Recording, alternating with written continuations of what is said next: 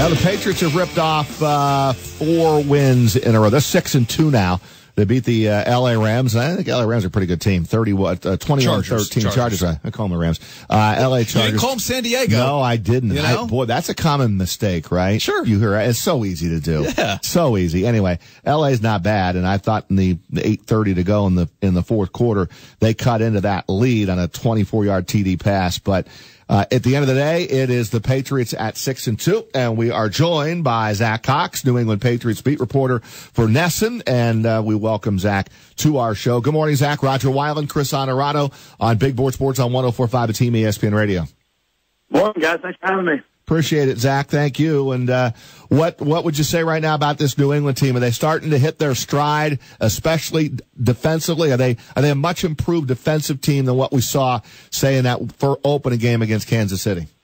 Yeah, I mean, I think you can say they're a much improved defensive team from really what we saw for the first month of the season. I mean, that was a major concern. Basically, up to the Carolina game in Week 4, this team was giving up close to 35 points a game, which you never see from a Bill Belichick coach team. But since then, I mean, the defense has been the strength of the team in these past 4 weeks. I mean, they haven't given up 20 points in any of these games. Just 7 against the Falcons, then just 13 yesterday against the Chargers. Defense is looking great, even though they're now. I mean, it's going to be a concern going forward with Dante Hightower out, Malcolm Brown still out, Stephon Gilmore still dealing with that concussion, but overall, the defense actually looks in pretty good shape. The offense is really what's concerning right now. Yeah, and I said going into to your segment here, 1-4 in the red zone yesterday, and that has been a problem here. Yeah, 1 of 4 in the red zone yesterday, 5 of 15 in the red zone over those last 4 games. They're generating a ton of yards. They're really working at a pretty good clip between the 30s, but once they get close to the goal line, they just can't punch it in for whatever reason. They're settling for field goals way too often. I mean, 6 of their last 7 drives yesterday ended with field goal attempts.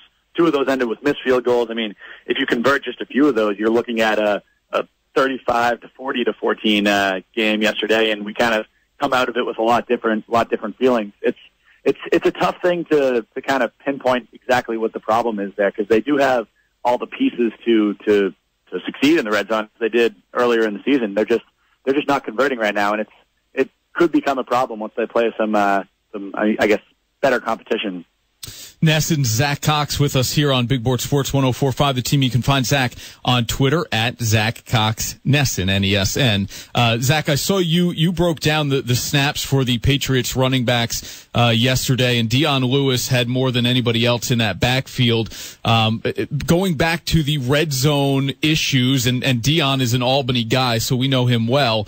Do the Patriots have the running game with the absence of LeGarrette Blount this year in order to finish drives, or are you able to sort of point your finger at one particular area of concern once they do get inside the 20? Well, I mean, one thing is that definitely could be a factor in it. I mean, you saw earlier in the season, even in that first game against the Chiefs, which everybody kind of looks back on as a disaster. I mean, Mike Gillislee had 3 rushing touchdowns in that game. He really was the kind of short yardage bull that LeGarrette Blount was last year. And he really hasn't been that type of player for the Patriots since then. He's the kind of back that they want to give the ball in those short yardage situations. He is the biggest back they have on the team. He is the most quote unquote power runner they have. Dion Lewis, I think, is the best running back on this team right now. He's playing the best right now. That's why he's getting the most snaps and the most touches. But he's not really built to kind of power the ball over the goal line from the 1 or 2 yard line. So yeah, Gillislee's going to have to get right. He's kind of been a disappointment over these last couple of weeks, which is why you've seen his playing time continue to drop as Lewis and more recently Rex Burkhead have emerged. But if he can get back to what he was doing early in the season, I think it could go a long way to helping their red zone woes. But he hasn't really shown that in recent weeks. Hey, that's nice to hear what you say about Dion. I like that. A lot of 518 people around here. He's playing well, yeah. He's having a good year. That's excellent. You never know what Belichick does. Like you see him, and then all of a sudden he'll have something else that he goes to, and it's not Dion Lewis. I mean, I thought last year, even in the Super Bowl, I thought, all right, Dion's going to be a factor here in this game. They're going to handle the ball a lot, and they didn't. So I know the game plan does change from week to week, but maybe what Bill is seeing out of Dion Lewis, some consistency that he's going to stay in that spot. Yeah, I think we're finally seeing a healthy Dion Lewis too, which is a big thing. I know he did come back midway through last season after tearing his ACL in 2015. I don't think he was really truly 100%, even up all the way to the Super Bowl. And then he obviously got hurt again in the Super Bowl late in that game. I think now after a full off season, we're able to kind of do a full NFL off season, do a full training camp, a full OTAs, mini camp, all that stuff. He's really back on the level that he was when he kind of first onto the scene here in 2015, and it's really helping the team so far. He didn't have the greatest game yesterday, but over the last couple of weeks, he's been a huge piece for this team. Zach, I know the players aren't maybe necessarily scoreboard watching or going online and checking the standings on a Monday morning, but the Bills are only a half game behind the Patriots. That surprises me. I wonder from your perspective as somebody who covers the league on a daily basis, where you thought the Bills may be halfway through the season, and are you surprised to see them just a half game back at 5-2? Yeah, I definitely am. I didn't think they were going to be terrible this year, but I did not think that they would really come this close to challenging the Patriots this deep into the season. I thought it was going to be the Dolphins, if anybody, and they've obviously kind of been a little bit of a disaster.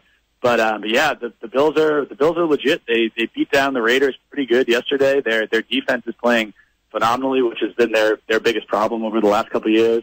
Tyrod Taylor still looks pretty good. I think that's going to be maybe their second toughest game over the second half of the season is going to be that game up in Buffalo. I'd say maybe I'll put the Steelers game in Pittsburgh above that, but this is going to be a big game. I don't see the Bills going away anytime soon. I don't view them as championship contenders or anything just yet, but I can very easily see them being a Dolphins of last year who goes 11-5, 10-6 and gets into the playoffs for the first time in forever. Yeah, first time in forever. First time at 17. This has got to be the year. Zach, I appreciate a few minutes. Keep up the great work with NESN, and we'll talk to you down the road. Tell our boy Dion Lewis we asked about him in Albany. Absolutely. Thanks, guys.